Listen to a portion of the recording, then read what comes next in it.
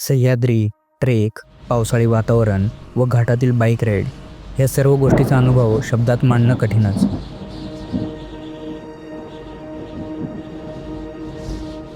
2025ची शेवटची पावसाळी राईड ही कुंभे व नंतरनं सावळ्या घाटने संपवली.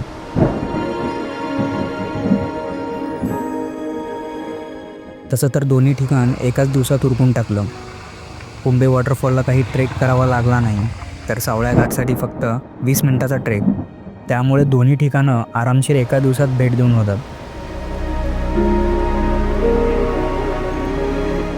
पावसाळ्यातील भेटीमध्ये बेदाम पाऊस असल्याकारणाने व्हिडिओ शूट करणं अवघड झालं होतं व खूपच धुके असल्याकारणाने फक्त काही मिनिटेच येथील देवकुंड व रिंग वॉटरफॉल व्ह्यू पाहावयास मिळाला.